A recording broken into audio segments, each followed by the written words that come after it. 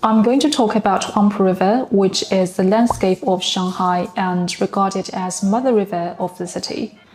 Huangpu River is located in the central part of the city, and in terms of the length, I'm afraid I can't be sure of it, even though I was indeed born and raised in the city, but I guess I just never bothered asking the question of exactly how long it is.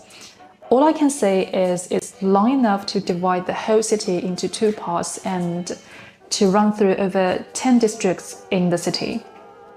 In terms of what it looks like, another wonderful question. Don't all rivers look kind of the same, more or less, I mean? But jokes aside, I think Huangpu River is definitely a beauty.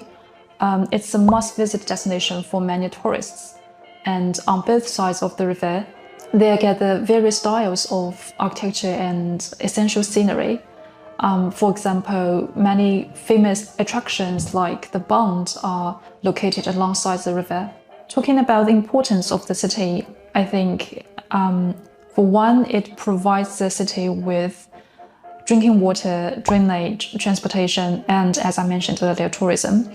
But more importantly, it serves a cultural significance for people living here. I mean, as the river separates the whole city into two parts, Puxi and Pudong, which literally means the West Bank and East Bank, it kind of forms the perspective of how people view the city.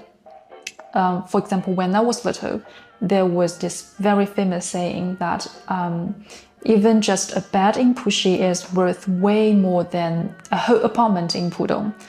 But you see now, after a good decades, Pudong has developed into a very important financial and commercial hub for Shanghai, even China. So the geographical and financial landscape has totally transformed. And I think that's why Huangpu River is so important, because it sees the development of the city in the last century and will continue being a witness of the history for a very long time. And I think that's really beautiful.